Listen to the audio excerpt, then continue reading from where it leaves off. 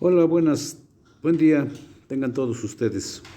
Eh, Recordándoles y agradeciéndoles que vean estos temas, son interesantes para las personas que quieren conocer y profundizar más acerca de Dios. Es importante descubrir la Sagrada Escritura, conocer lo que es la historia de la salvación, por qué se escribió, cuál es la finalidad, la intención, en qué nos afecta o beneficia a los seres humanos. Y hoy vamos a ver el tema siguiente, que es el nacimiento de un pueblo. Es un tema realmente sencillo, a la vez profundo, tiene de todo. Seguramente ya conoces lo que es la historia de la salvación, ya has pasado por estos temas, que es el Éxodo. Vamos a hablar del Éxodo.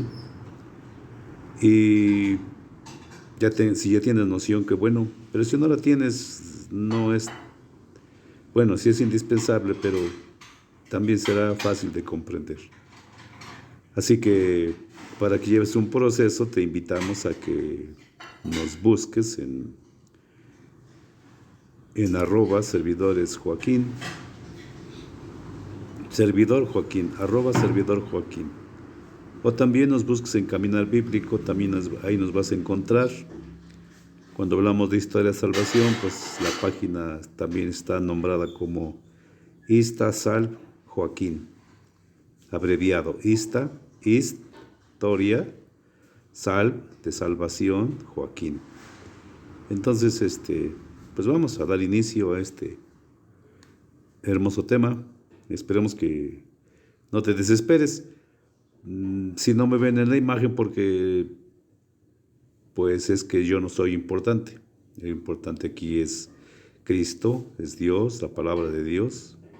Entonces por eso no me ven, pero mi foto no es importante. Pero de todos modos ahí está en Joaquín Biblia, o Biblia Joaquín. Ahí nos encuentran. Entonces, pues bienvenidos. No se desesperen. Quisiéramos hacerlo unos temas cortos de 10, 15 minutos, pero no les compartiríamos mucho. Entonces lo que pretendemos es que a lo mejor te vas a sentar una hora 30, en algunas ocasiones hasta 2 horas. Lo puedes transmitir a tu televisor, ya sea si es Smart TV, pues directo, y si no es así, pues entonces con un Chromecast también de Google. Es un dispositivo no muy económico, pero tampoco muy caro. Entonces lo puedes adquirir en alguna tienda de conveniencia donde venden artículos electrodomésticos. Ahí lo encuentras. Y también es para que lo puedas ver en grande. Bueno, pues iniciamos con este tema, poniéndonos en las manos del Señor, diciendo en el nombre del Padre, y del Hijo, y del Espíritu Santo. Amén.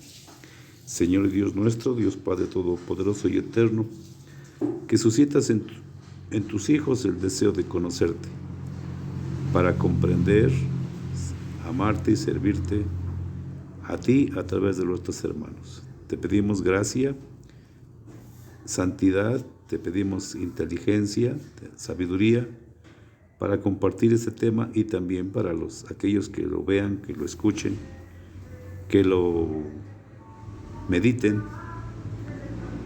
Te pedimos que a todos los que se interesen les hagas comprender cuál es el sentido de tu llamamiento. Te lo pedimos por Jesucristo nuestro Señor. Amén. Bien, pues iniciemos. Entonces, como decíamos, el tema del libro es el nacimiento de un pueblo. Y especialmente vamos a quedarnos en el libro del Éxodo. Tiene su razón de ser. Así que,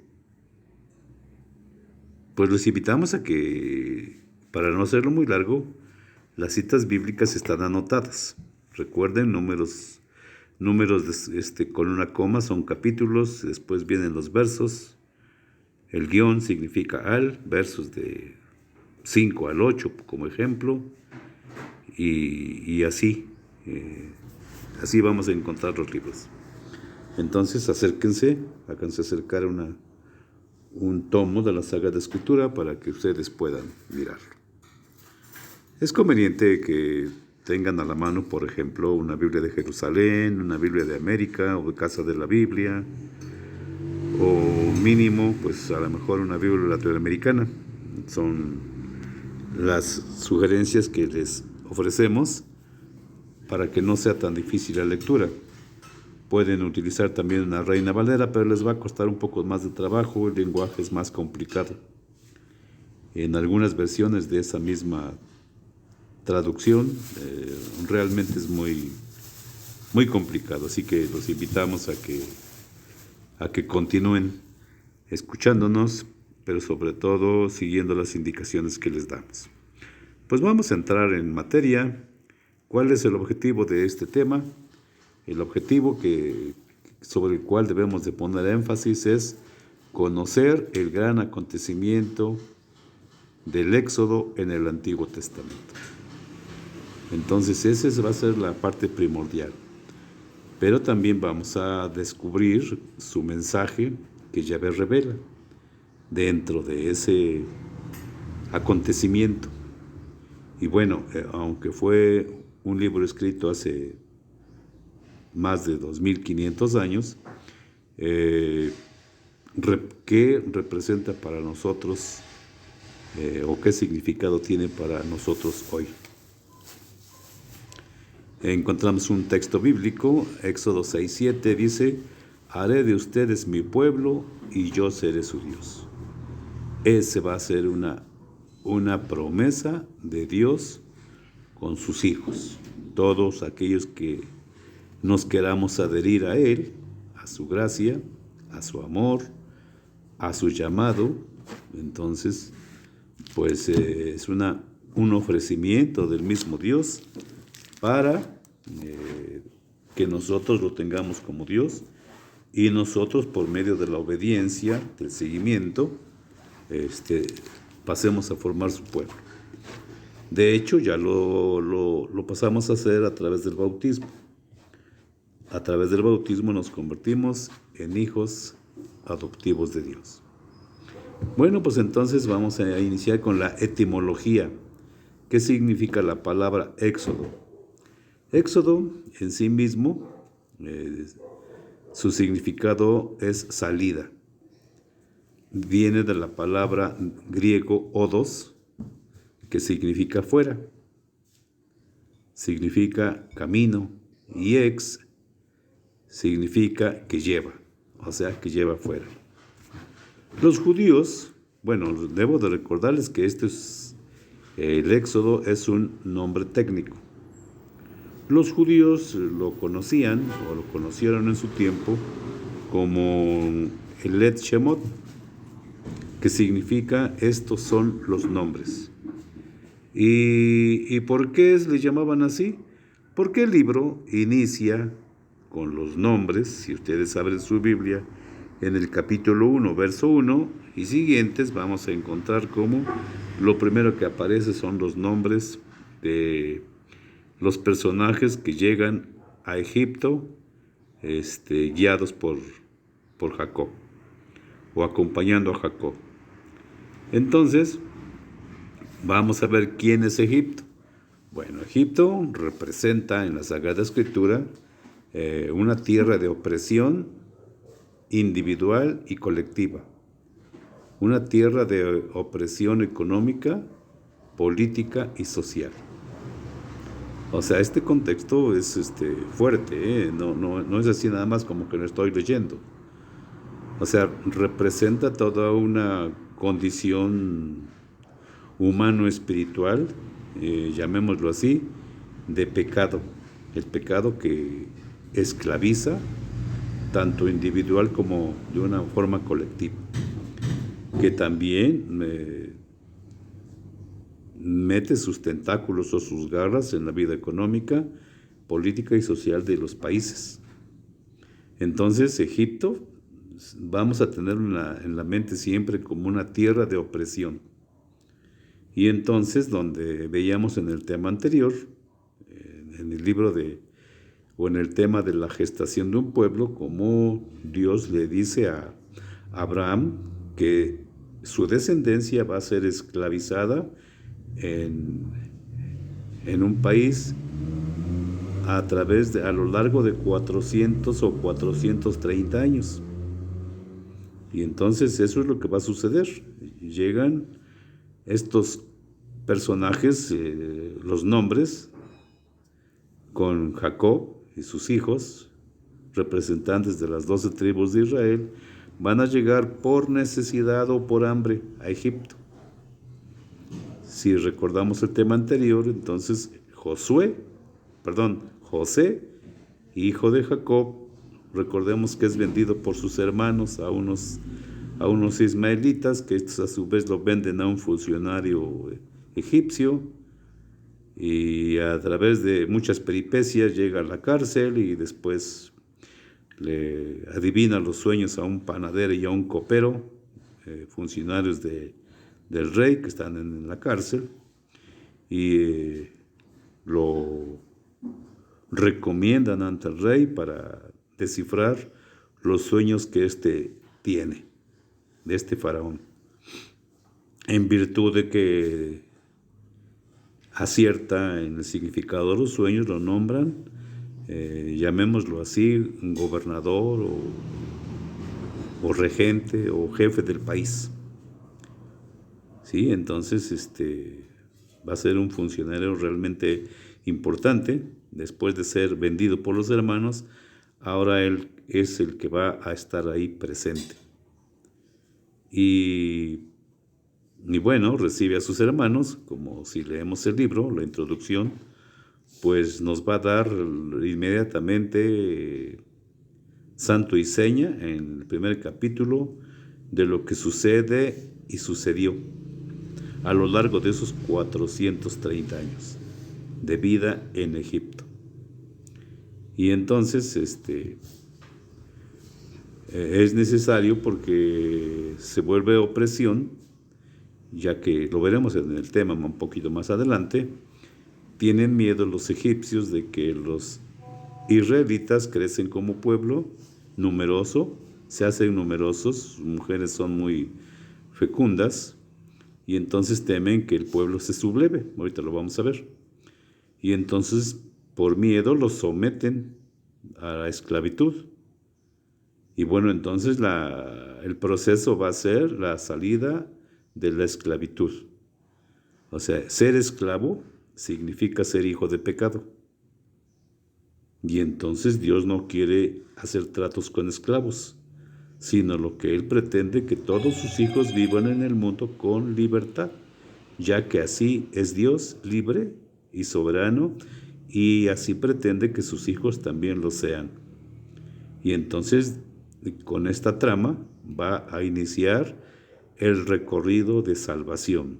Primero será una salvación o liberación, llamémosle humana, y posteriormente, con Cristo, vamos a llegar a una salvación espiritual, también humana, pero a la vez espiritual. Entonces es lo que vamos a mirar. Ahí tienen ustedes en la diapositiva unas flechas, salida de esclavitud, una flecha en camino a la libertad. Eso es lo que va a significar el Éxodo. Éxodo se traduce como el paso por el mar rojo, a través de un prodigio maravilloso, donde el mar Moisés separa las aguas, y entonces el pueblo pasa.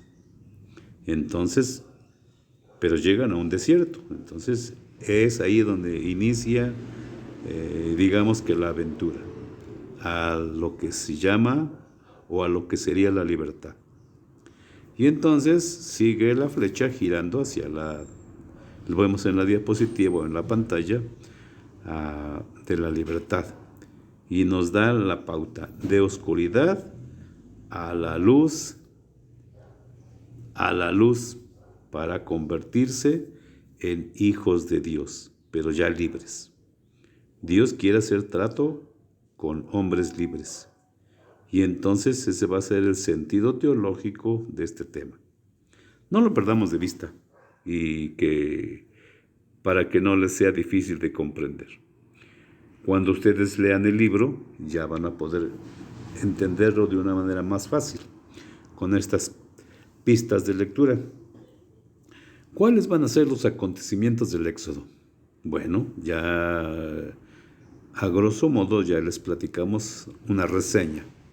Entonces, estos acontecimientos van a ser los ejes de la teología religiosa. Recordemos que la Biblia intenta educarnos en la fe. Y entonces lo que la Biblia pretende es que nosotros descubramos el misterio que Dios utiliza para la salvación de todos los hombres. Entonces, el punto número 1, la salida de Egipto. Punto número 2, la revelación una vez liberado el pueblo. Entonces ahora Dios se va a manifestar al hombre a través de Moisés y revela su nombre. Ya lo vamos a ver por ahí en Éxodo 3:5 y siguientes. Donde le revela su nombre, pues ya se lo revela en Éxodo 3:14. Y estando en el desierto, entonces se dirigen hacia el monte Sinaí, donde Dios va a manifestarse. Y entonces en el punto 3 se le conoce como la teofanía o manifestación. Y en esa manifestación, en esa experiencia de encuentro con Dios, se va a dar la alianza del Sinaí. Así que, ¿qué cosa va a ser la alianza? Pues el compromiso que Dios hace con su pueblo, de que Él quiere ser el Dios de los seres humanos.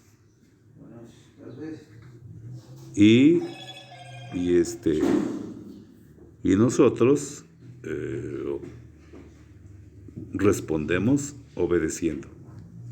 Así que esa es la parte inicial. Bien, vamos entonces a entrar en lo que sería la introducción. Y nos dice lo que ya medio les comenté. El libro del Génesis termina con la muerte de Jacob y de José. Así termina el libro. Jacob bajó a Egipto gracias a que su hijo José ocupaba puesto político importante. El libro del Éxodo inicia con una genealogía y un resumen que subraya la multiplicación y descendencia de Jacob y el cumplimiento de la promesa de descendencia hecha por Dios a Abraham. Entonces, eso es lo que vamos a ir descubriendo, como veíamos en el tema de la gestación, cómo el pueblo nace de un par de personas, a partir de Abraham y Sara. Van a tener un hijo, Isaac, ya son ancianos, van a tener un hijo también. Isaac se casa con Rebeca y van a tener 2 hijos que se van a llamar Esaú y Jacob. Jacob se casa con Raquel y entonces van a tener estos personajes, Jacob y Raquel van a tener 12 hijos. Bueno, de hecho son 13, si contamos a Dina.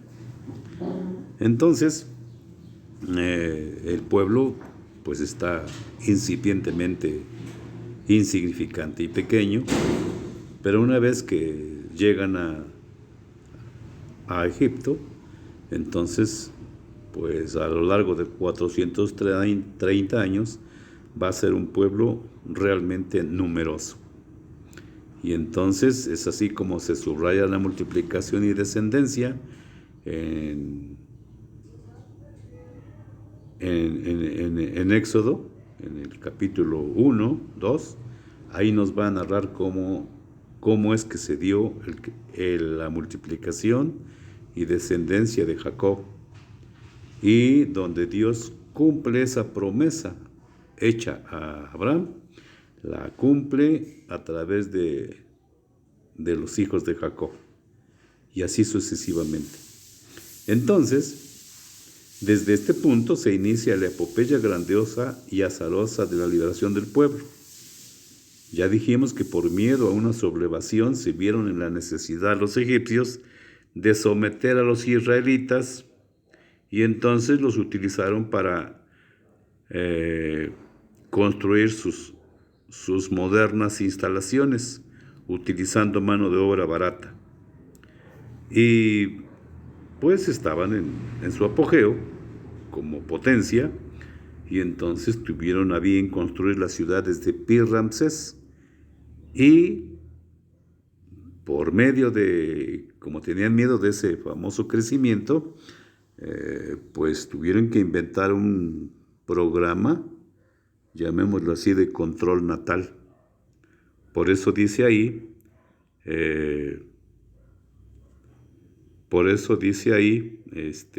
limitar el crecimiento poblacional hebreo. Entonces sí van a tener que leer el libro desde el inicio, no es muy difícil, pero comprendiendo. Vamos a tratar de comprender el capítulo 1, 2, 3, y después casi se brinca al capítulo 12, y así. Si siguen las claves de lectura aquí descritas, no les va a ser difícil leer el libro. Entonces, ¿qué vamos a descubrir? Bueno, vamos a ver la opresión egipcia en 3 tiempos.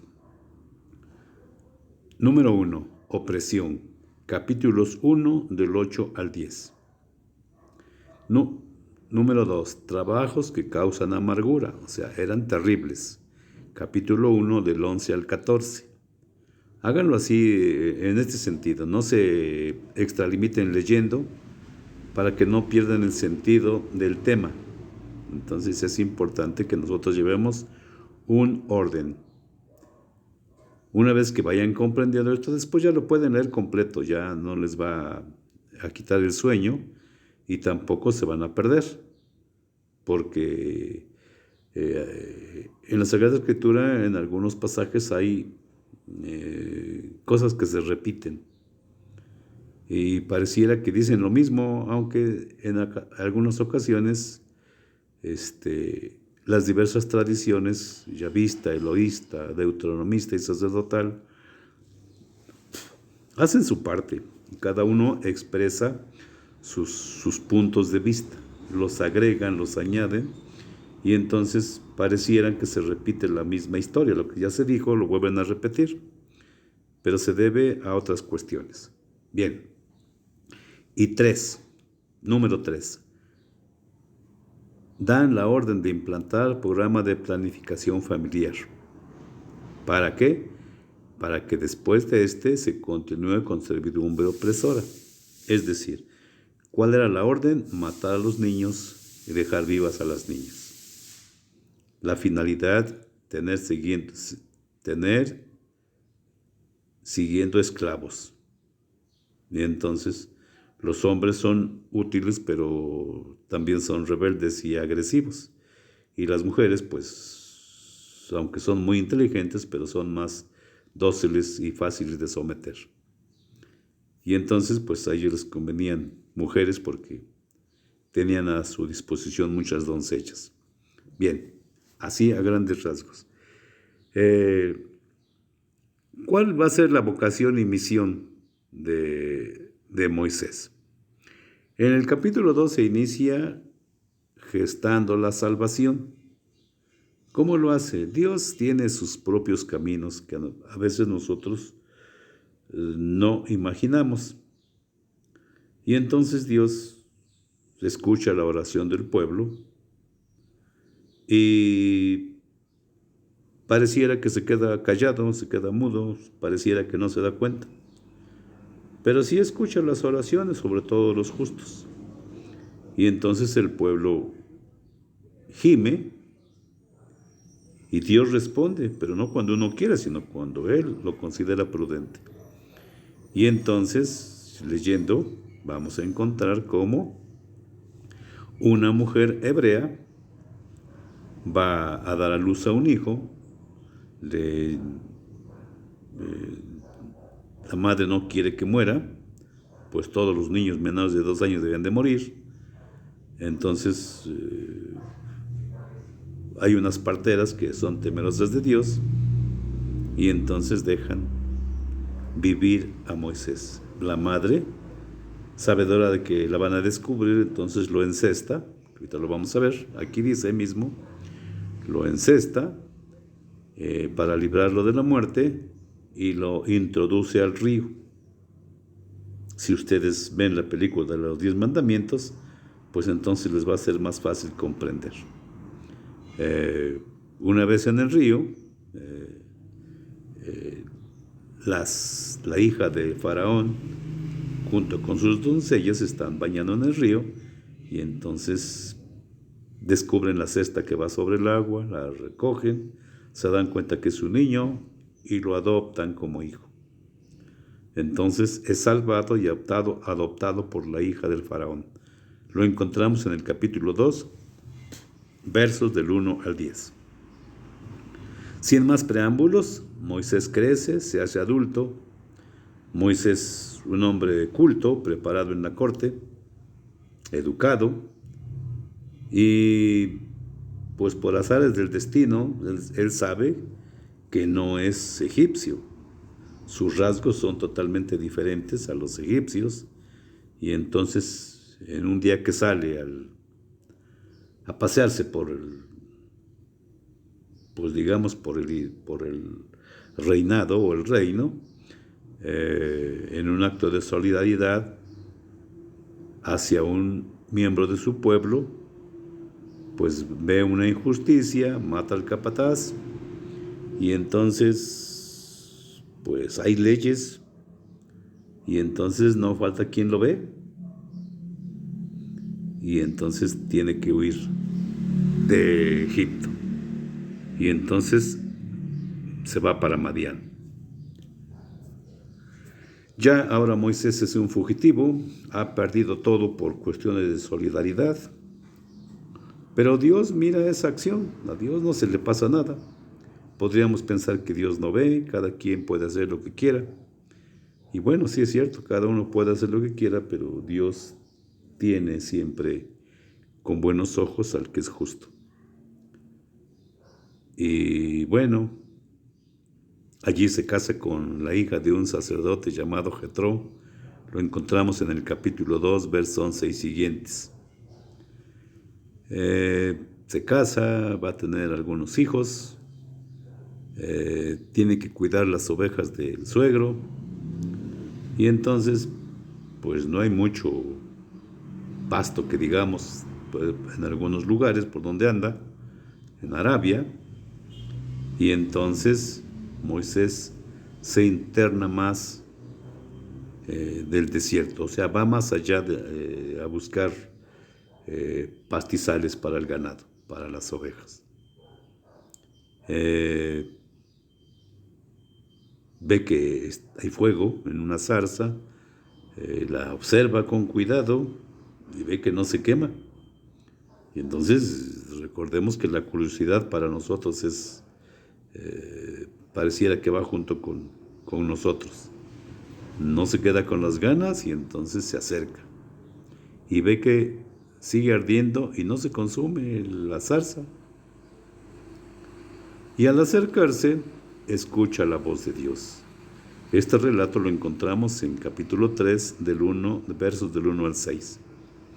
Entonces, lo más sobresaliente que escucha la voz de Dios: Moisés, Moisés, quítate las sandalias porque el lugar que pisas es santo. Ah, caray. Bueno, eso tiene un significado, quitarse las sandalias. Bueno, significará de una manera sencilla purificarse de pecado. Entonces, una vez que lo hace, Dios le revela, le informa que tiene deseos de bajar, pero necesita un representante. ¿Y por qué quiere bajar Dios? Pues le manifiesta en 3, 7, 8 y siguientes que el pueblo ha suplicado ha pedido clemencia. Dios ha escuchado esos ruegos y entonces Él está dispuesto a bajar para salvar a su pueblo. Y entonces elige como representante a Moisés. ¿Sí? Y entonces dice ahí, Dios está por intervenir a su favor del pueblo. Éxodo 3, 7 y 8, 14, 16 y 17. A veces aquí encontramos algunas actitudes nuestras. Moisés se resiste y para no hacer lo que Dios le pide, pues se llena de argumentos. Pues le dice que él no es el indicado, que no es digno, que no sabe hablar, que es tartamudo. Y bueno, quiere ponerse al tú por tú con Dios. Y Dios le tapa todas las salidas. Al final se somete a la voluntad de Dios y vuelve a Egipto. Nada más que recordemos que Moisés es un perseguido, es un malhechor. Y bueno, confiado con que tiene la voz de Dios y las promesas de Dios, pues se presenta ante Faraón, pero lo que iba a buscar no lo encuentra y entonces esto se pone difícil. ¿Por qué difícil? Porque iba buscando mejoras para sus hermanos, a los que iba a interceder y entonces pues les aumentan la carga y el trabajo. ¿Sí?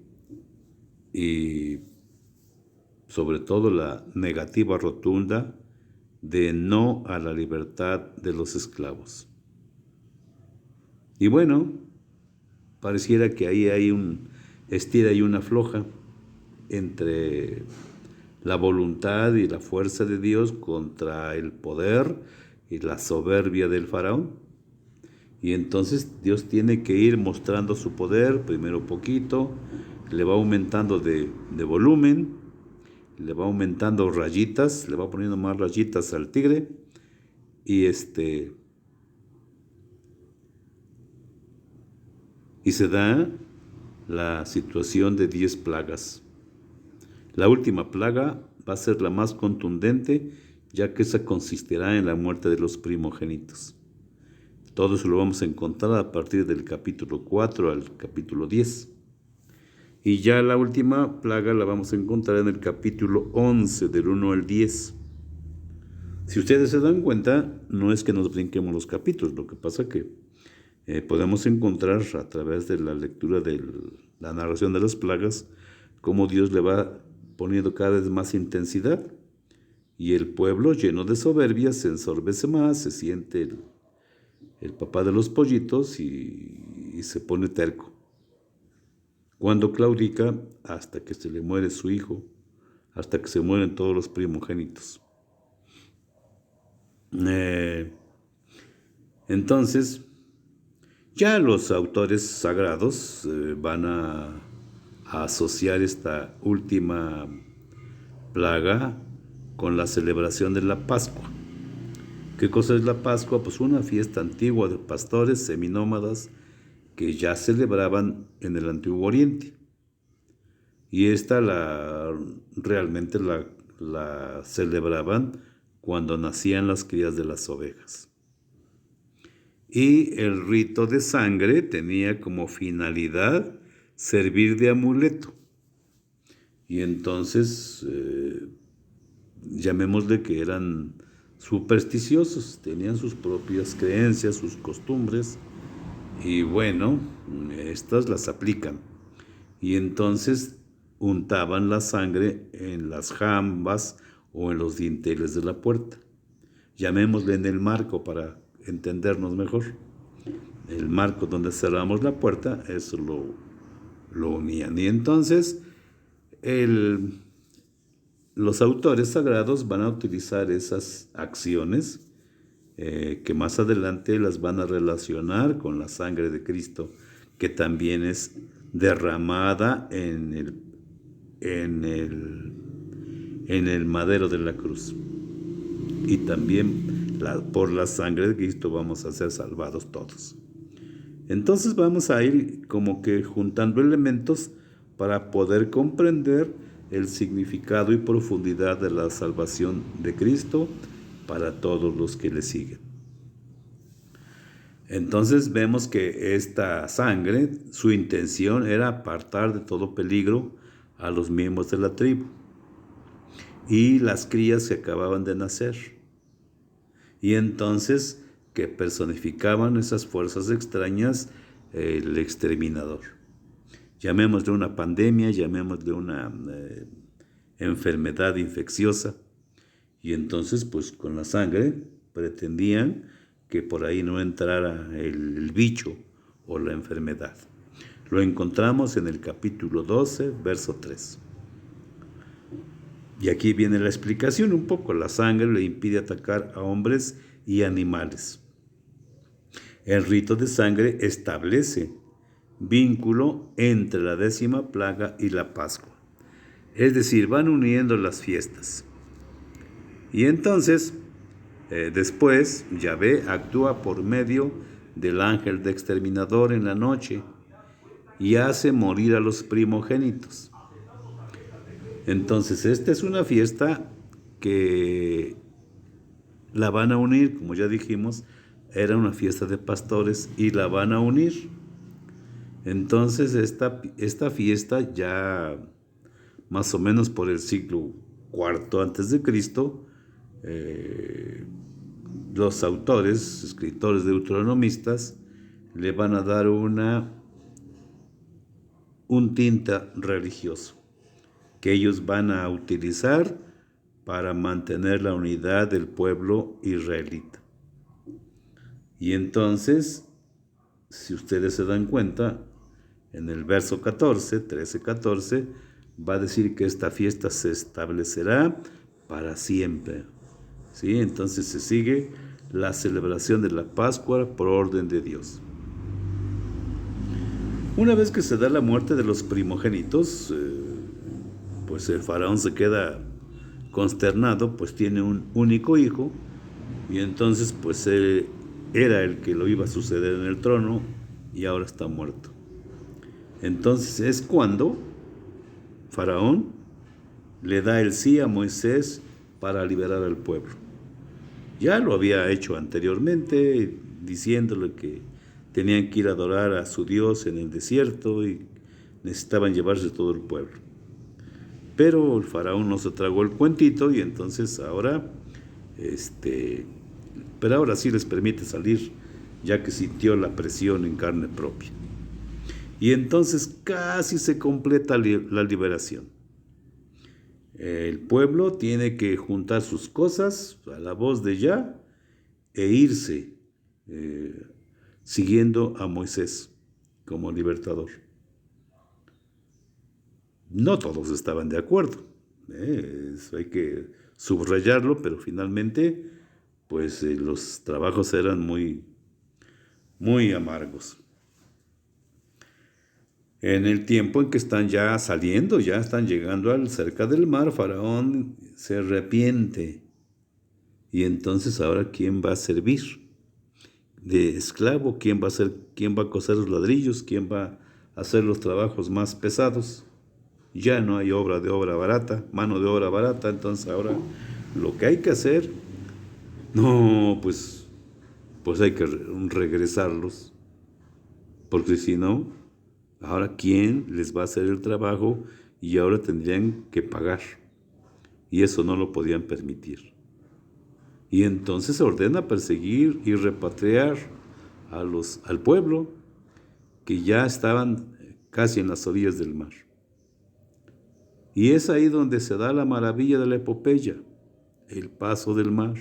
Lo encontramos en el capítulo 14, verso 15 y siguientes. Y entonces, al leer, pues nos vamos a dar cuenta que Dios obra a través de Moisés el gran milagro, la epopeya del Éxodo, la salida, el paso por el mar Rojo. Y bueno, van a descubrir que una vez que pasa el pueblo, el último de todos los israelitas, el mar se cierra. Los egipcios casi alcanzan al pueblo, casi. Y entonces al retornar las aguas del mar, pues se mueren todos. Todo el ejército del faraón se muere. ¿Cuál es la profunda lección religiosa? Notemos cómo Dios, cómo el autor sagrado crea una historia o la relaciona, pero sobre todo hace patente la figura salvadora de Dios. Hace patente el prodigio, la mano de Yahvé. Yahvé interviene prodigiosamente para liberar a su pueblo. ¿Sí? Entonces, ¿alguien vio a Dios trabajar? Seguramente no. Pero algo debió de haber pasado, que a lo mejor sopló el aire fuerte del este, dice ahí en la Sagrada Escritura, y entonces dividió las aguas. Bueno, como haya sido, el autor ensalza como un prodigio divino aquella liberación y la atribuyen a Dios. Y entonces, pues una vez liberados, pues ahora se van a enfrentar a otros problemas, porque no hay mercado, no hay restaurante, cierto que ya no hay trabajo, pero ahora hay que darle de comer a mucha gente. ¿Y de dónde van a sacar para mantener a la gente durante mucho tiempo? Ya dice ahí 3 meses de travesía por el desierto. Imagínense llevar ganado, adultos mayores, niños de pecho. Y entonces, pues, la caminata no debió de haber sido así como que muy ligera. No había mucha tecnología o casi nada, entonces, pues todo era aunque había caballos y carretas, pues la travesía o el itinerario debió de haber sido muy, muy difícil. Bien, pero una vez que después de tanto caminar a través del desierto, encontraremos algunos aspectos en el libro de los Números. Nos damos cuenta ahí por el capítulo 16, 17, de cómo hay personajes que se rebelan al mando de Moisés. Pero bueno, eso ya lo veremos más adelante. Entonces, llegan al monte Sinaí, a los pies o a las faldas, como lo quieran comprender, y entonces se preparan para la gran teofanía o manifestación de Dios. Pero para acercarse a Dios, así como veíamos en Éxodo 3:5, les ordenan al pueblo purificarse para tener esa manifestación de Dios. Ya la vamos a encontrar en el capítulo 19, versos 10 y 15. Recuerden que el punto significa ahí. Entonces, pues para que no sea aburrida la lectura, van a leer nada más el verso 10 y se brincan al 15. Y entonces esa es la orden de purificar a todo el pueblo. Todo el pueblo debe de ser purificado. Sobre todo porque esta experiencia es terriblemente estremecedora. Se dan cuenta que el monte está echando humo, está echando lumbre. Hay truenos, hay relámpagos, hay humo, hay sonar de trompeta. La montaña retiembla y hay una nube espesa sobre la montaña. O sea que es un panorama no muy halagador. Si alguien quisiera encontrarse con Dios y pensar que Dios es así como lo podemos soñar, pues no. El autor nos presenta a un Dios terriblemente, llamémosle, protegido. o la presencia de Dios la describe, así como dice aquí en la pantalla, a través de fenómenos naturales espectaculares. ¿Sí? Y entonces no es así sencillo, tan es así que el pueblo decide no subir.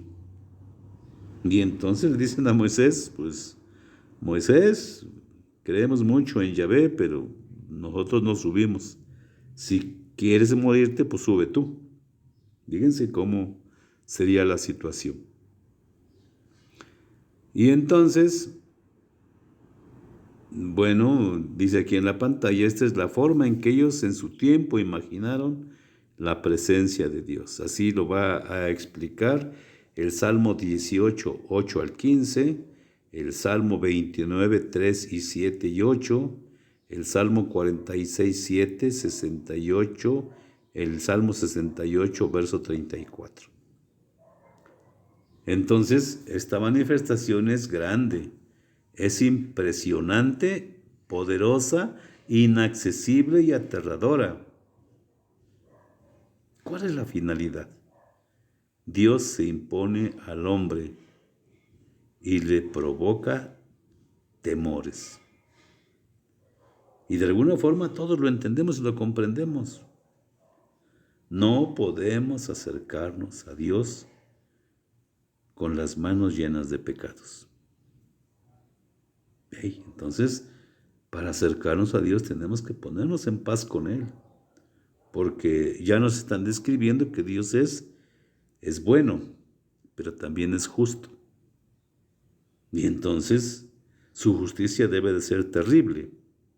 Entonces esto lo encontramos en Éxodo capítulo 20, verso 21. No ponemos el nombre porque estamos hablando del libro del Éxodo. Eso es lo que estamos mirando. Por eso entonces cuando vean que no tiene nombre, estamos hablando del mismo libro. Ahora, ¿qué cosa va a suceder con ese encuentro en el Sinaí? Bueno, pues va a haber una alianza. Y dentro de esa alianza, compromiso, la alianza no es otra cosa que un pacto, un compromiso. Y dentro de esa alianza va a haber unas cláusulas que se van a traducir en un decálogo, llamémosle con nosotros hoy 10 mandamientos, Deca 10, y entonces van a ser llamadas 10 palabras, 10 mandamientos, 10 normas, ¿sí? Y ya vimos que la parte central de esta salida, de este éxodo, es la teofanía, el encuentro con Dios. Eso es lo más importante. Es decir, la celebración de la alianza es la coronación de toda esta teología.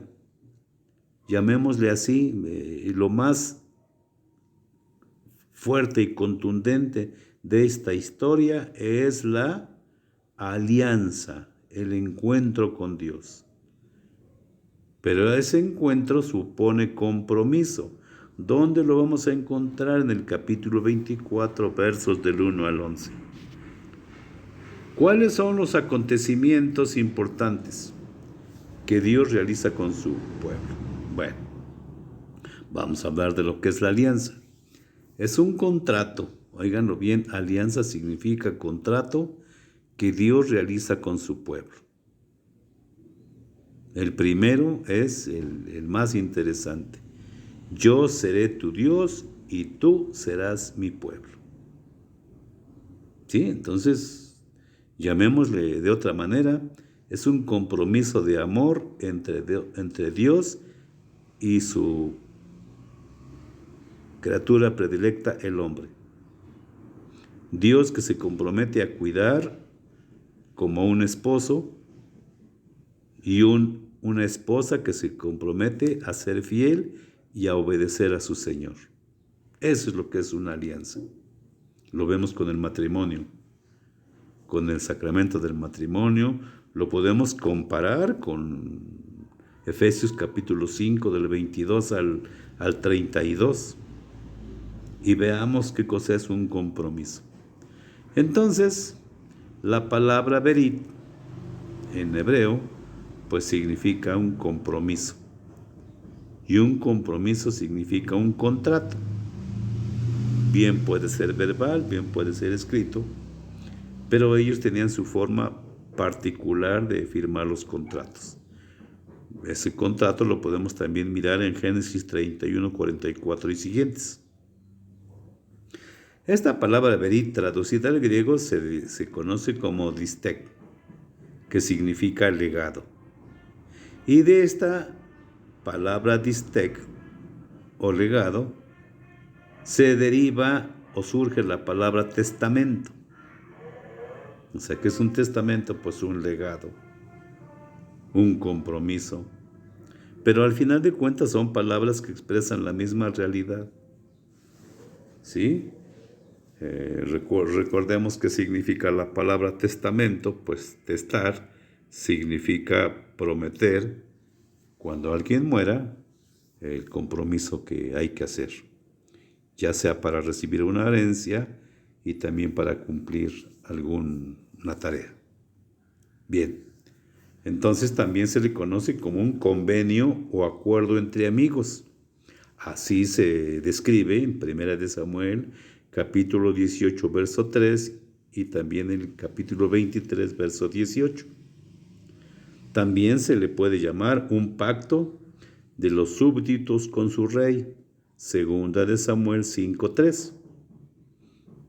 O también la podemos describir una alianza, un acuerdo entre dos reyes o naciones, 1 de Reyes, capítulo 5, verso 2. Entonces, la palabra berit significa que alguien toma un compromiso o juramento y ese juramento se hace de forma solemne. Eso es lo que significa comprometerse. Y entonces en el sacramento del matrimonio, ahí lo encontramos y lo podemos ver, digamos que palpar. O también cuando nosotros damos nuestra palabra para un contrato, puede ser verbal o escrito. Y entonces lo que sucede es que ahora siempre hay gente tramposa y entonces a veces no cumple sus compromisos, no cumple su palabra. Pero bueno, la expresión kerit berit significa pasar entre dos animales cortados por la mitad, que el que perjura correrá la misma suerte que los animales. O sea, estamos obligados a cumplir nuestros compromisos y sobre todo con Dios.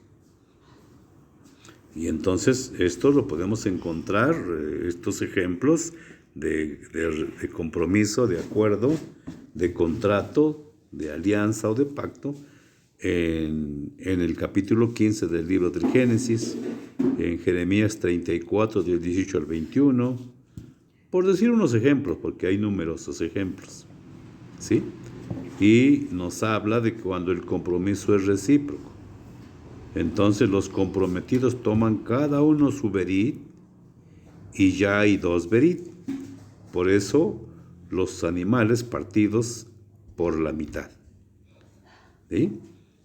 Y entonces aquí están más ejemplos. Sucede entre Salomón y Hirán en 1 de Reyes capítulo 5, 12, o Damasco e Israel, 1 de Reyes 15 a 19. Hay un acuerdo entre David y Jonatán en 1 de Samuel 23, 18. Entonces, ¿qué podemos concluir de esto? Hacer una alianza es hacer un juramento solemne de cumplir lo prometido. Entonces, eso es lo que intentan todos estos textos bíblicos, que nosotros comprendamos cómo Dios cumple sus pactos o acuerdos. ¿Qué es lo que vemos en la Sagrada Escritura? Que Dios siempre cumple lo que promete, pero el pueblo no lo hace así. El pueblo dice que sí lo va a hacer, pero pasa el tiempo y cambia de parecer. Y entonces lo podemos encontrar en Éxodo 34, 10 y 27.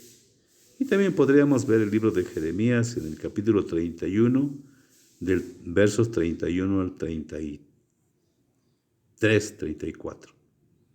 Esto es para que ustedes se den cuenta de que Dios sí cumple sus promesas, el pueblo no.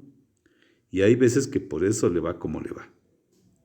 Bien, ahora, en el libro del Éxodo existen 4 relatos de alianza con Dios, de Dios con su pueblo. El primero lo encontramos en capítulo 19 del 3 al 8. Al parecer fue un relato tardío. Les hablaba de las tradiciones yavista, eloísta, deuteronomista y sacerdotal, que son las tradiciones, formas de escribir de determinadas escuelas. Y entonces, en la Biblia latinoamericana, lo vamos a descubrir porque estos textos tienen un cambio de letra. Si ustedes observan bien, el tipo de letra no es igual en todos los textos. Algunos son letras pequeñas, algunas son letras grandes, algunas son cursivas. Y entonces, este cambio de texto o de letra nos ayudan para identificar las tradiciones, si es de tipo yavista, si es de tipo eloísta, deuteronomista o sacerdotal. Luego, por la forma de escribir. Entonces, bueno, pero poco a poco lo van a ir comprendiendo. El segundo relato lo encontramos en el capítulo 24 del 3 al 8. Moisés construye un altar y manda a 10 jóvenes que ofrezcan sacrificios. Vierte la mitad de la sangre sobre el altar y la otra mitad la rocía al pueblo, que se declara dispuesto a obedecer lo ordenado. Y dicen textualmente: obedeceremos y haremos cuanto ha dicho Yahvé. En la práctica vamos a ver que no, el pueblo no quiere cumplir. El hombre siempre es quejumbroso y se queja de todo lo que obtiene. O sea, nunca está conforme. El tercer relato lo encontramos en el capítulo 24, de 9 al 11. Una alianza que realizó en la montaña, y esta alianza la celebran con comida junto con Moisés. También están ahí un grupo de 70 ancianos que son representantes del pueblo. ¿Sí? Entonces vean cómo hay toda una organización. Bien, el cuarto relato lo encontramos en el capítulo 4, versos 30 el cuarto lo encontramos en el capítulo 34, versos 10 al 28, que es una renovación de la alianza. Recuerden que ya se había celebrado la alianza, pero cuando baja Moisés del cerro, el pueblo ya está adorando al famoso becerro de oro, que se encuentra en el capítulo 32. Y entonces esta renovación de la alianza se va a efectuar en reparación a la violación de la primera alianza. Entonces esto es interesante que lo vayamos comprendiendo. Dios sí cumple lo que ofrece, lo que promete. Esas promesas se van a ir cumpliendo en el corto, en el mediano y en el largo plazo. El hombre, el pueblo, pues siempre va a tener esta característica de infidelidad. Dice que sí a Dios y al rato ya está adorando ídolos. Dice que sí a Dios y al rato ya está visitando a los brujos, a los hechiceros. Entonces esto realmente es para pensarse. Bien, ahora, ¿qué significa esto? Bueno, esto de los relatos. Bueno, significa que Dios se compromete, Dios se solidariza y Dios establece un juramento con fidelidad. Vemos en 19:5, seréis mi propiedad. Nosotros actualmente por el bautismo hemos sido ofrecidos a Dios por el bautismo. Somos de Dios. Pero eso nos cuesta mucho trabajo comprenderlo. Vayan ustedes a Gálatas 3:27 sin salirse de Gálatas 3:27, y se van a dar cuenta cómo todos nosotros hemos sido ofrecidos a Dios por el bautismo. Y nosotros, una vez que tomamos conciencia, aceptamos ese compromiso. Pero después crecemos un poco más y después andamos pregonando que a nosotros nadie nos preguntó si queríamos ser católicos. Es decir, truncamos ese compromiso que antes habíamos hecho. Pero bueno,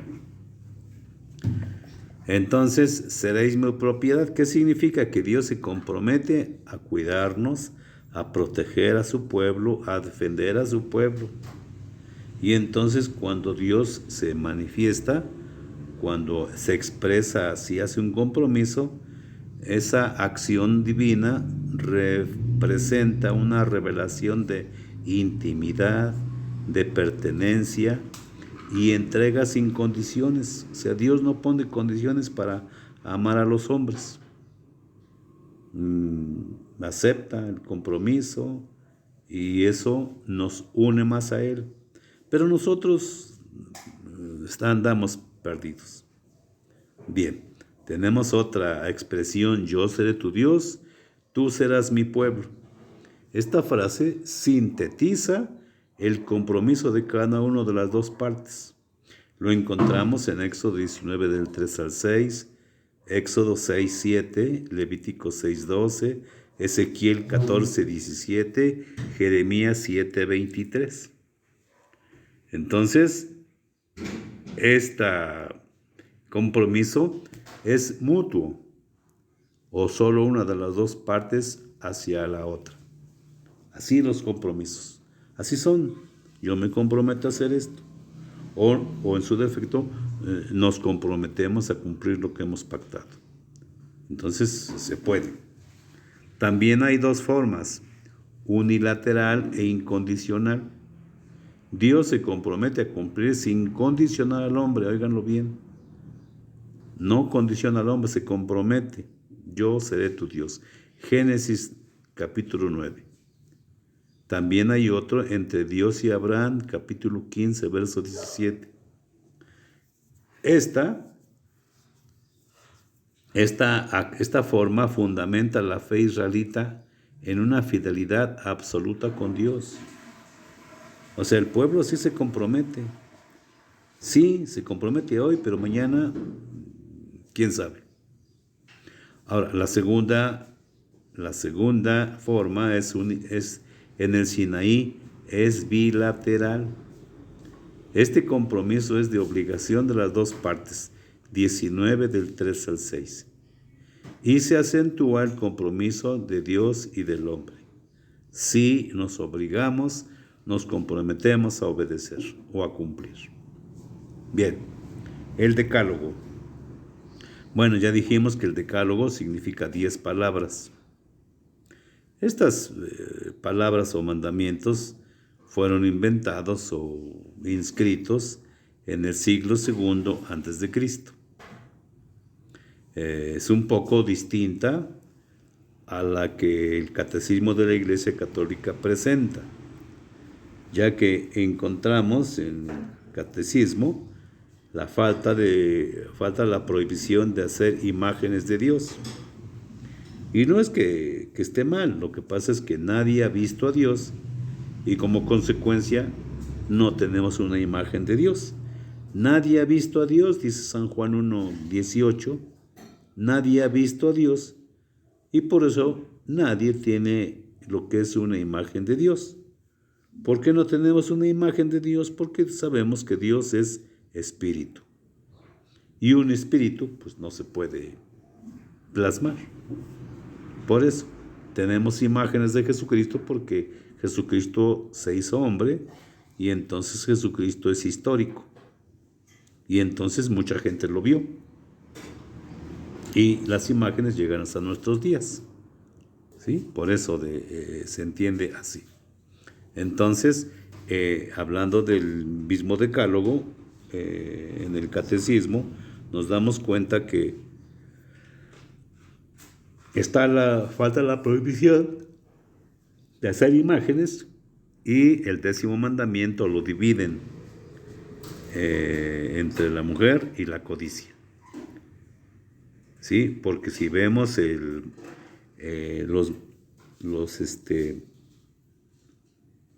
los mandamientos en el libro del Éxodo, lo vamos a encontrar en el capítulo 20, del 1 al 17, nos vamos a encontrar cuando lleguemos al 10º mandamiento, nos vamos a encontrar que la mujer está dentro de las cosas del hombre. Está la mujer como un objeto. Y la iglesia separa a la mujer de las cosas del hombre. Entonces la iglesia le da su lugar a la mujer. ¿Porque así lo quiere la iglesia? No, porque Cristo vino y levantó a la mujer que se encontraba caída, sobre todo en el Antiguo Testamento. Es decir, no tenía valor. Bien, ahora, el sentido de las prohibiciones. Bueno, si ya Dios se comprometió, es menester, o más bien el pueblo, debe de responder a Dios, debe de dar una respuesta. ¿Sí? Y esta respuesta debe de ser una acción de amor por los 10 mandamientos. Es decir, cuando alguien te hace un bien, pues mínimo tu acción debe de ser de gratitud. Y entonces, esta acción de Dios de los 10 mandamientos es para que es lo mínimo con lo que se puede responder a Dios. Por eso el pueblo decía, sí aceptamos, porque en la práctica es sencillo, pero a veces a los seres humanos se nos hace muy difícil. Viene el Código de la Alianza. ¿Qué cosa es el Código de la Alianza? Son leyes cultuales y religiosas que nacieron independientemente y fueron incorporadas tardíamente. Es decir, aunque se encuentran en el libro del Éxodo, es imposible que en el desierto haya templos o haya un culto ya organizado. No, están en el libro, pero no fueron aplicadas en el desierto. Son leyes que se dieron posteriormente y que fueron armando una catequesis, fueron armando una liturgia ya aplicada ya en un pueblo asentado donde ya se podían hacer muchas cosas. Pero bueno, el autor las incluye en el desierto y se le atribuyen o se las atribuyen a Moisés. Pero eso, si miramos al libro, pues con atención nos daremos cuenta que eso no fue así. Y si leemos la introducción a los libros y las notas y comentarios, nos van a explicar que no es así, que sí se dieron esas leyes, pero posteriormente. Bien, entonces dice aquí, y fueron incorporadas tardíamente. Refleja problemas sociales e internos del pueblo, así como el Código de Hammurabi. Entonces, eso sí tenemos que comprenderlo, porque si no, entonces haríamos una falsa interpretación. ¿Cuál es el sentido cristiano de esto que acabamos de expresar? Bueno, la finalidad de esta explicación es para que comprendamos el texto en la realidad en que se escribió y en la realidad en que se vivió. ¿Sí? ¿Para qué nos sirve esto? Para que ilumine las situaciones concretas de la vida personal y eclesial. ¿Sí? Entonces tenemos que ser congruentes con la interpretación de la Sagrada Escritura. Pero para ello, con calma, no se precipiten, en que ahí la llevamos. Ahora, ¿cómo entender esta palabra hoy? Bueno, la palabra de Dios debe ser un impulso de conversión. Nos debe animar, nos debe fortalecer y nos debe comprometer a una conversión. en la levadura de nuevas transformaciones. ¿Con qué objeto? Para que construyamos un mejor futuro para nuestros pueblos. Recordemos con un ejemplo tan simple. Cuando un hombre y una mujer se casan, pues no hay normas. Pues no. Cuando se casaron no dijeron, pues vamos a tener aquí un decálogo. No. ¿Cómo surgieron las normas en el hogar? Con el paso del tiempo. Cada uno tiene sus propias normas. Cada uno come a distinta hora, se levanta, se asea, sus trabajos. Y en cada hogar hay normas, pero que no surgieron inmediatamente, sino fueron normas que fueron surgiendo con el paso del tiempo y de acuerdo a las necesidades. Lo mismo pasa con la ley civil, lo mismo con la constitución política. Las leyes se van dando a raíz de los problemas existentes que surgen en el proceso largo de la vida. Bien, ahora regresando al Éxodo, entonces el Éxodo queda patente en el Nuevo Testamento. O sea, va a ser como que la base de la doctrina del Nuevo Testamento.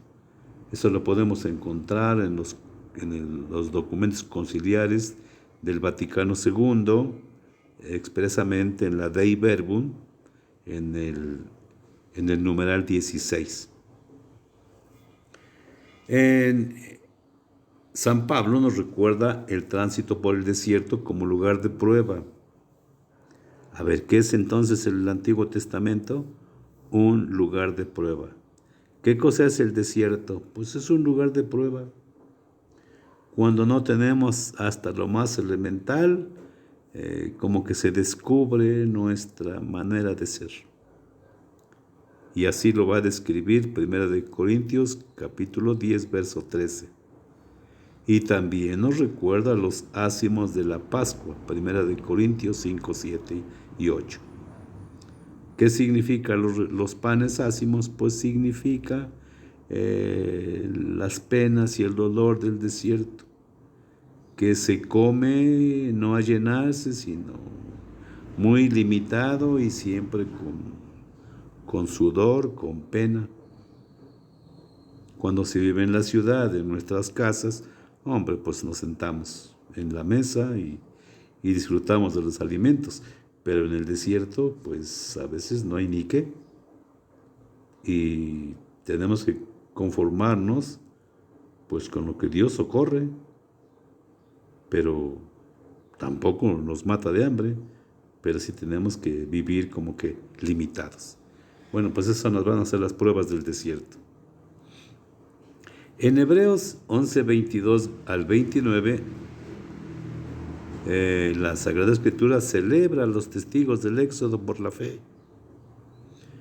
No perdieron unos cuantos, no perdieron la fe en Yahvé, en el Dios que se acerca al hombre. Porque si leemos el Éxodo, nos vamos a dar cuenta que la mayoría del pueblo perdió la fe en Dios. ¿Cuál fue la consecuencia de esta pérdida de fe? No entraron a la tierra prometida. Y nosotros, si flaqueamos en nuestra fe en Cristo, cuando muéramos, pues puede que tampoco entremos en la salvación que nos ofrece Cristo Jesús al entrar en la gloria eterna. Tenemos que tener cuidado, no se trata de problema divino, se trata de un problema nuestro. En nuestra estancia en el mundo es como un desierto, pero nuestra vida debe de estar orientada hacia Dios. Y si nosotros perdemos esa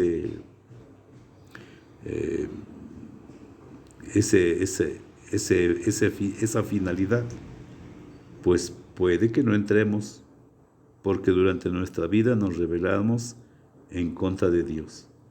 O sea que nosotros, nuestra estancia en el mundo, pues se puede entender como un desierto que tenemos que pasar cada uno de los seres vivientes. Bueno, también el Éxodo nos recuerda que Cristo es superior a Moisés. Sí, Cristo es superior a Moisés.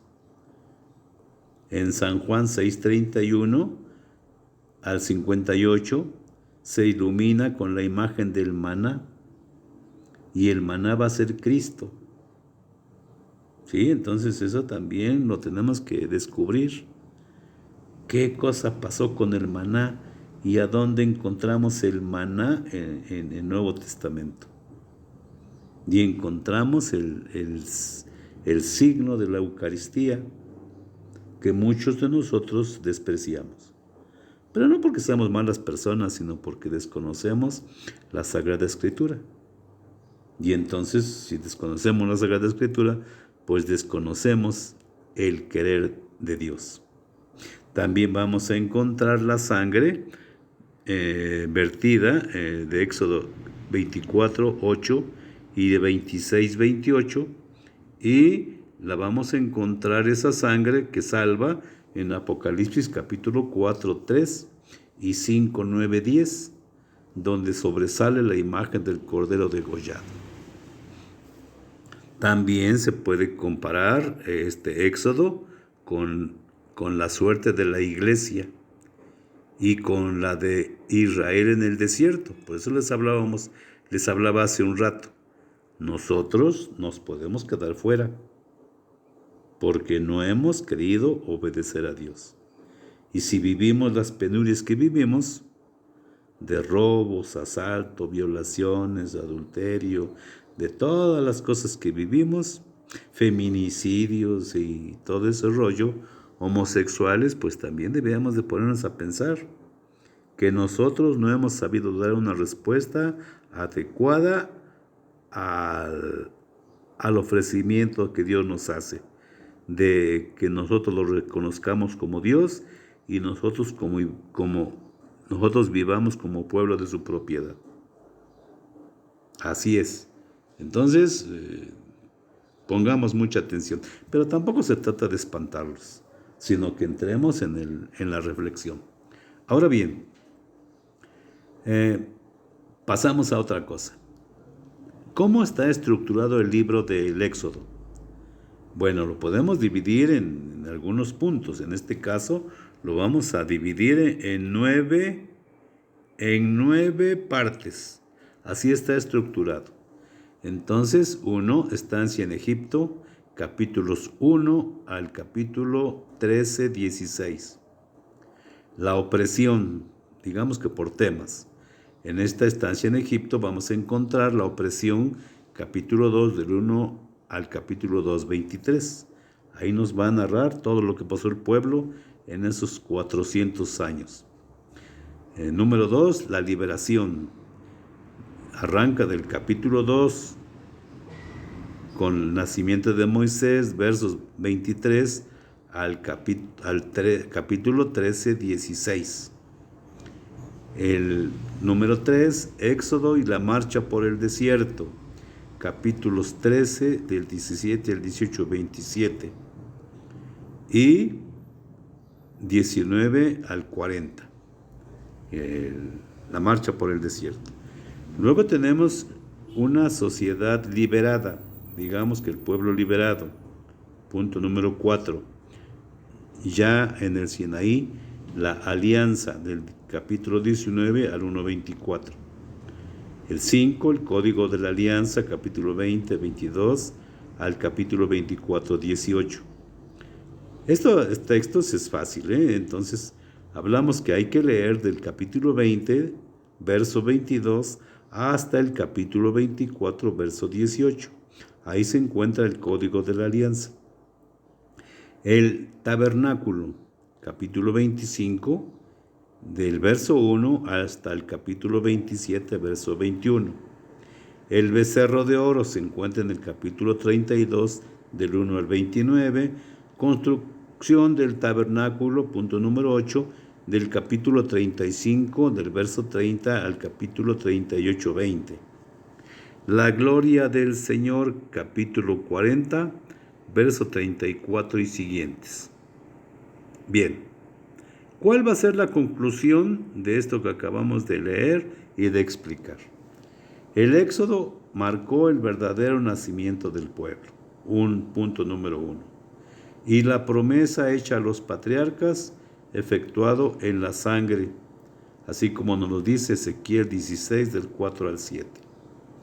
O sea, aquí es donde descubrimos que Dios cumple las promesas de descendencia a Abraham en el mediano plazo. Bien, también descubrimos que en la montaña se realiza la manifestación de Dios en la teofanía. Ahí se concerta la alianza, la entrega de la ley religiosa y moral a través de los 10 mandamientos, así como la instauración del culto. ¿Sí? Es lo que encontramos. Y nos damos cuenta, a lo largo de esta experiencia de lectura, que el principal protagonista es Dios, llamado Yahvé, y que el elemento constitutivo del Sinaí es la venida de Dios y la salvación a su pueblo. O sea, Dios viene a liberar a su pueblo. Luego vamos a comprender que la nueva alianza anunciada por los profetas, recordemos que esta alianza hecha con Dios y Moisés, representantes del pueblo, el pueblo la destruyó, la quebró, la rompió, ¿sí? Con el becerro de oro. Entonces Dios ya no quiere hacer otra alianza con los humanos, sino que ahora va a hacer una alianza con su Hijo. Y entonces va a prometer una nueva y definitiva alianza, ¿sí? Entonces esta alianza va a establecer la exigencia fundamental. Ahora, esta alianza teológicamente dice que no será un código de leyes externas, sino viene Cristo y va a buscar, a pedir, a exigir una transformación interior en el corazón mismo de cada persona. Es decir, no se trata de vivir los 10 mandamientos de una manera exterior. Cuando se dice que, por ejemplo, primer mandamiento, amarás a Dios sobre todas las cosas. Bueno, es fácil decirlo. Ahora hay que vivirlo, hay que experimentarlo. Y entonces, ¿cómo se traduce en el corazón? Que Dios debe de ser el centro de tu vida. Que Dios, de todas las acciones que realices diarias, Dios siempre debe de tener la primacía. Y debes de vivir según su corazón. Eso significaría profundizar en los 10 mandamientos. Profundizar para lograr una transformación del corazón.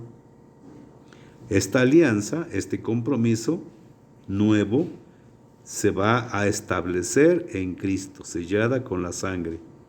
Donde lo encontramos en San Lucas 28, 19, 20 y 1 de Corintios 11, 25, Mateo 26, 28 y Marcos 14, 24.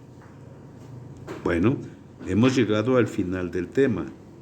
Esperamos que a ustedes les guste. Repásenlo las veces que sean necesarias. Utilicen la Sagrada Escritura.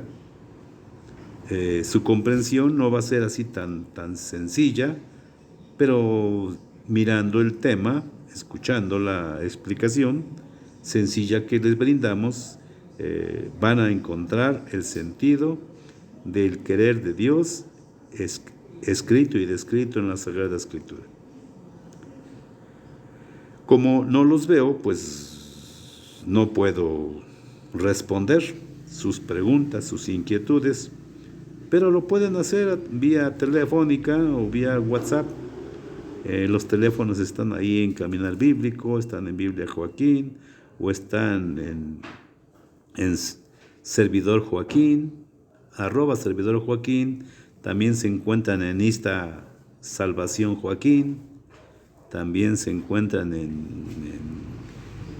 bueno, ahí nos encuentran, Caminar Bíblico, nos encuentran en Insta Joaquín, nos pueden encontrar en servidores Facebook también como servidores